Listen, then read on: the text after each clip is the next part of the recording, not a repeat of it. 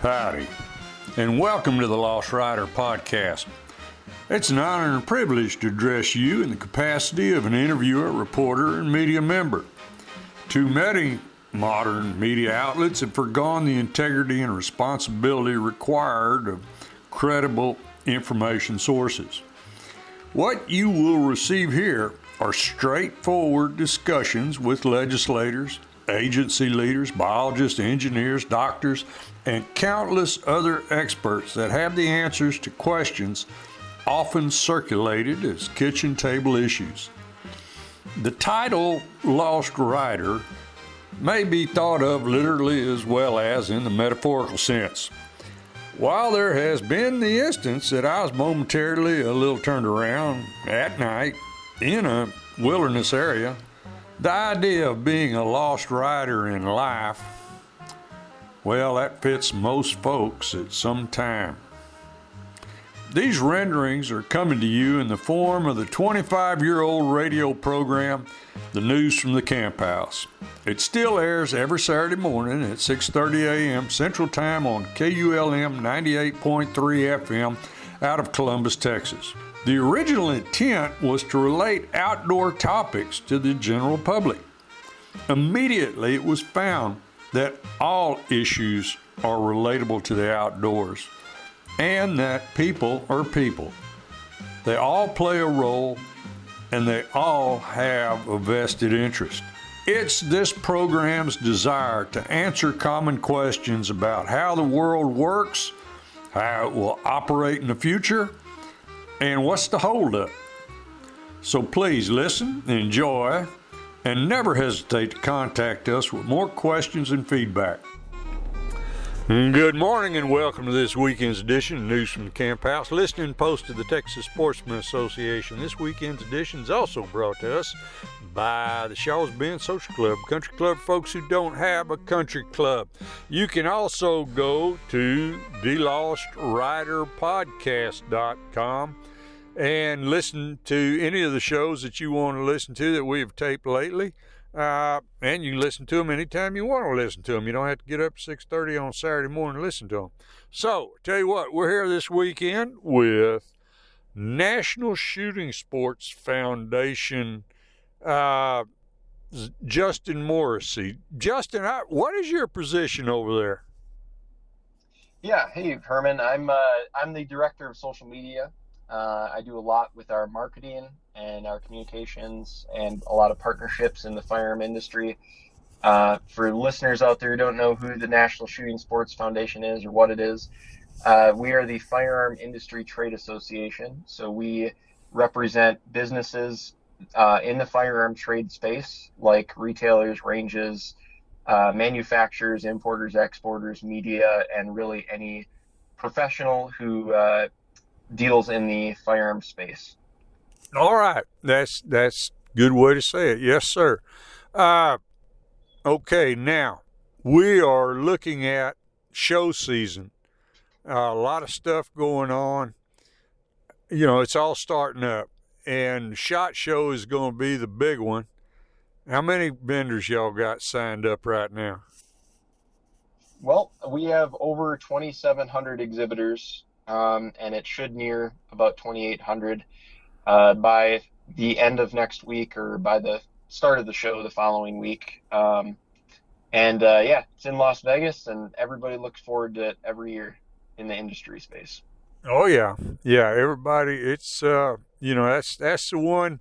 It's explain to my listeners again. The NSSF puts this on. They do the SHOT Show. They are the firearms industry trade organization.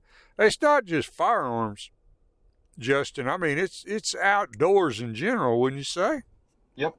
Yeah, absolutely. So the SHOT Show stands for Shooting, Hunting, and Outdoor Trade Show, and it is the largest trade show in the world. And outdoors is pretty big umbrella, but there's also like airsoft, cutlery, air rifles, camping gear, hunting gear, law enforcement, military tactical equipment, off-road vehicle products there, and a lot of different services that businesses can can utilize to improve their business and help their customers. All right. Okay, in recent years, y'all also picked up some other, uh, categories, kind of as in police and military and that type of thing, right? Yes, yep, exactly. The law enforcement section of the show is actually one of the fastest growing segments of the show, and it now has about 170,000 square feet on the show, so it's pretty big. Overall, the show has just about 14 miles of aisles, so that just goes to show like how big the show is. Um, but yeah, and then another thing that I forgot to mention when I explained like all the stuff at the show, archery has actually entered into the show also Okay. recently. Well, there'd be no reason not to have it. I mean, yeah, it's part of the deal. So, I mean, yeah, you've got what is that, what's the ATA? What do they call that? The art, just the ATA show, you mean? Right. Yep. I mean, that's going on right now, I think, and it's the archery Yep. trade show for America, whatever you call it, ATA. Yep. That's Yep. going on. But yeah, having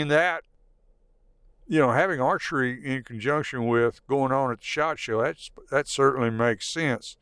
Uh, and there's a lot of shows. One of the things, because you guys, yeah, I see y'all everywhere, and y'all pretty well have a presence in some form or fashion at all the shows that are upcoming, don't you? Yeah, we have a pretty good established presence. Really, like NSSF, we are the trade association, so we really don't go to a lot of consumer focused shows. We focus a lot on B2B shows and trade shows. So we've got a pretty good lineup. I think in the month of February, we've got like five different trade shows that are specific to the firearm industry. A lot of dealer shows or wholesaler shows. But we're there just to represent the businesses there and attract new members because we want to help them with compliance and business growth and anything else that goes into their business.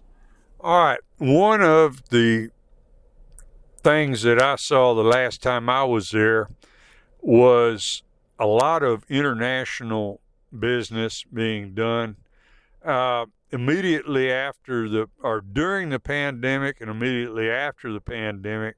There were a lot of shortages for some of these materials, and there was a lot of international trade that was getting shuffled around, people trying to get more parts, parts for their guns and just getting guns put together. And Yep. is that continuing? Yeah, I mean there are supply issues still. We're seeing that with ammunition still, especially, but and then with other core materials also. But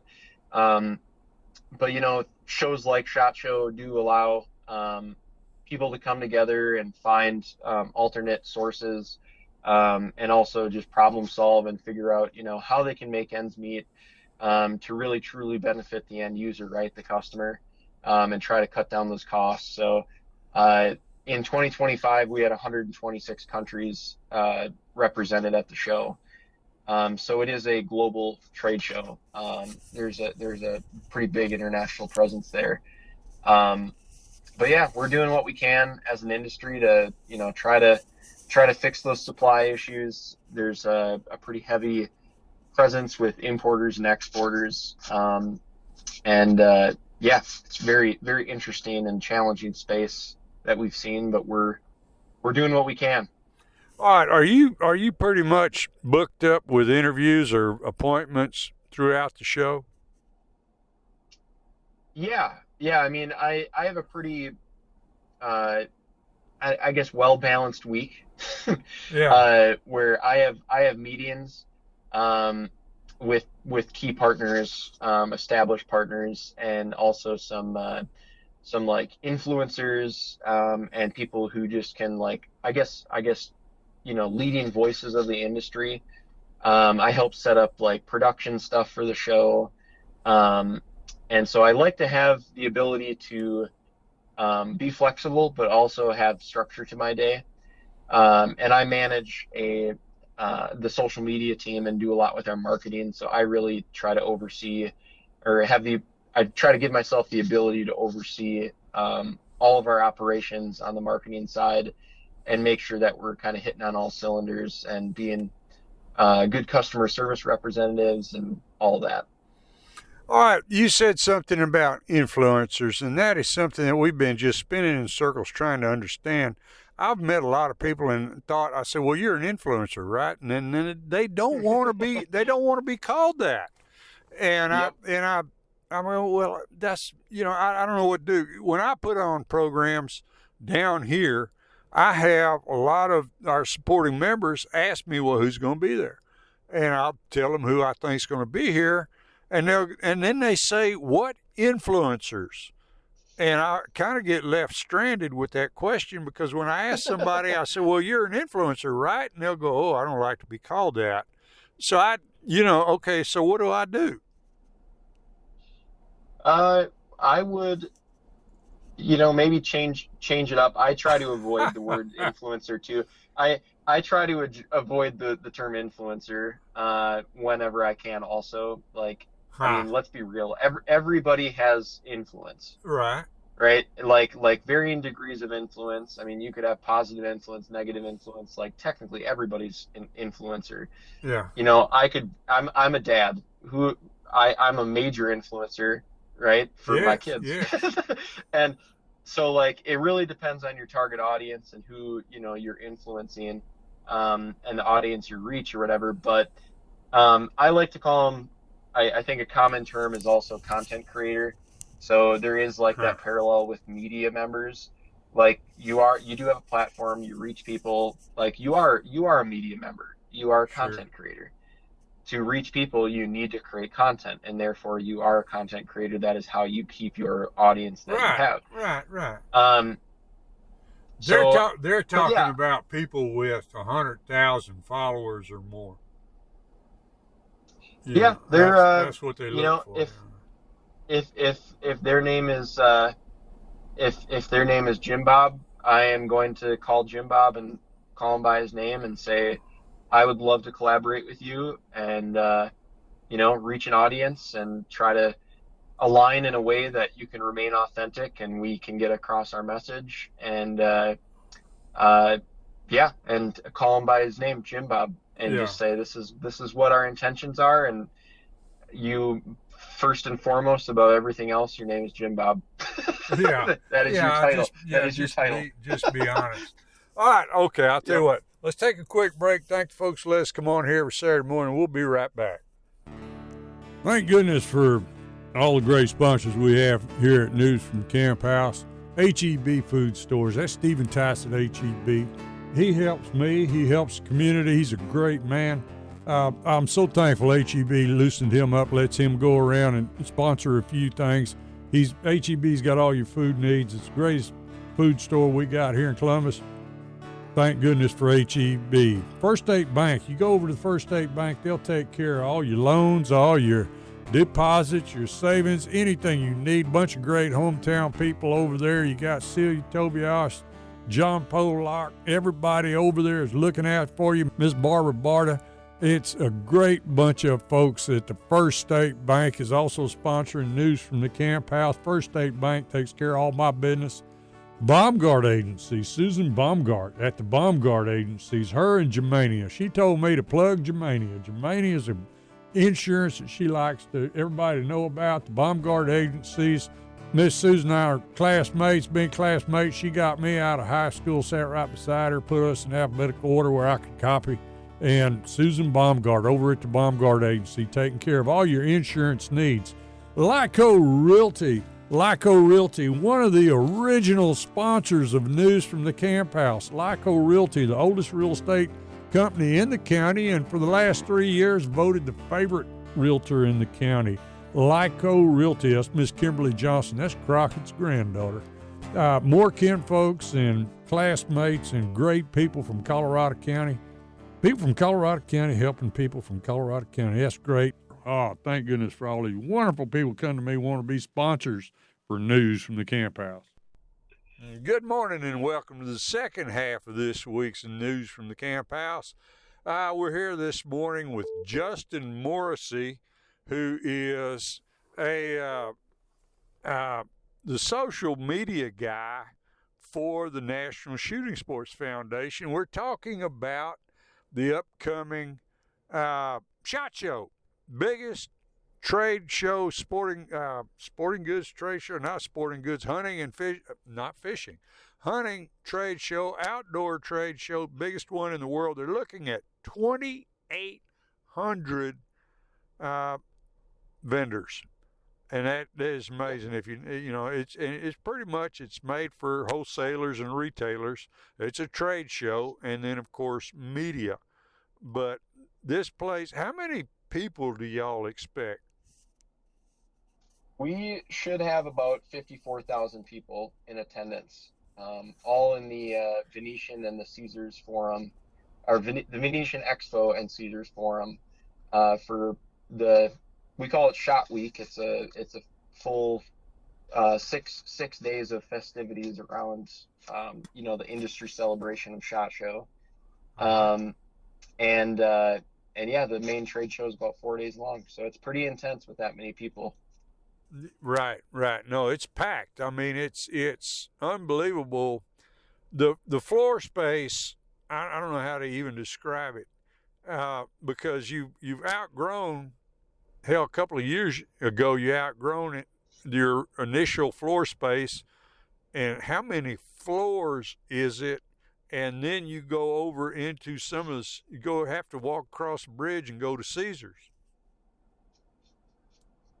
Right. There's there's a lot. I mean, it's in the Venetian Expo, it's 2 main floors, and then there are some other median spaces, and then you go over to Caesars Forum, and there's a bunch of space over there too. But it's the equivalent of about 18 acres, and it's enough space to park about.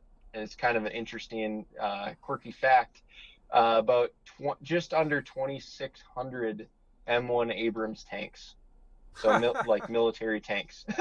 Oh, be darned. How many? About 2,600. Holy so mackerel. It's basically just, if you can imagine a warehouse space that's filled with tanks. Yeah. That's the amount of space that is needed for the show. All right. Well, I know I just got a new knee, and I don't have any business trying to cover that deal. I'm still limping around here, and I'm not even going to take a shot at that this year. But it is a hoot and a lot of fun. Now, one of the things that is a big deal with the National Shooting Sports Foundation, y'all do a lot of stuff with kids. You do a lot of stuff with safety programs. You want to clue everybody in on that a little bit?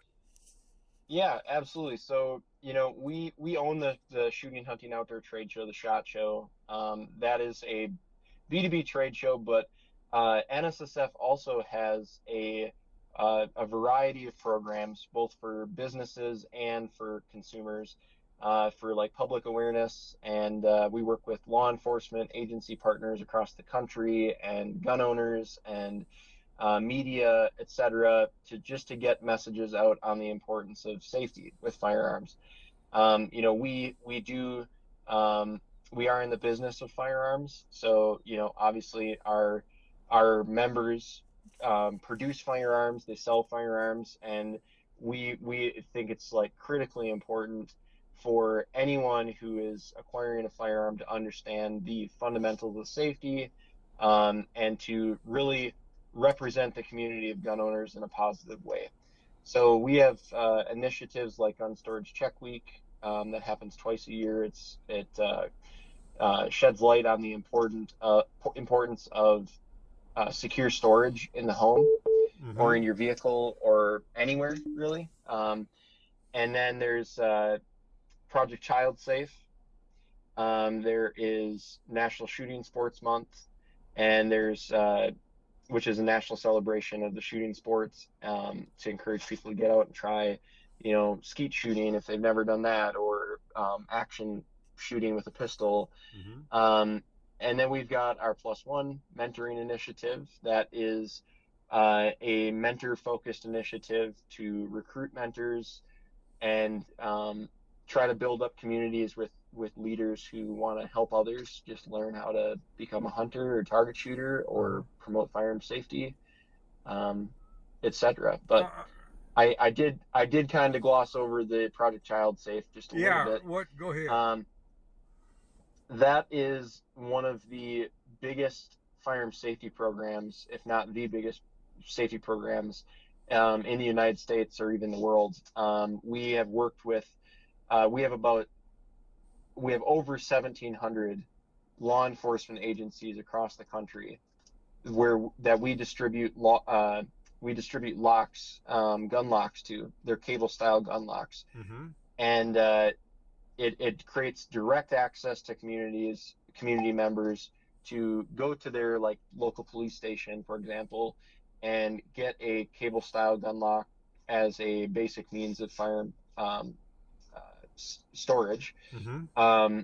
And it's all free cost, free charge. So we have distributed about 41 million of these locks in the last 25 years. Ah, okay. So it's a major program, and huge program. All right. Once upon a time, ages ago, y'all were pretty much in lockstep with the NRA.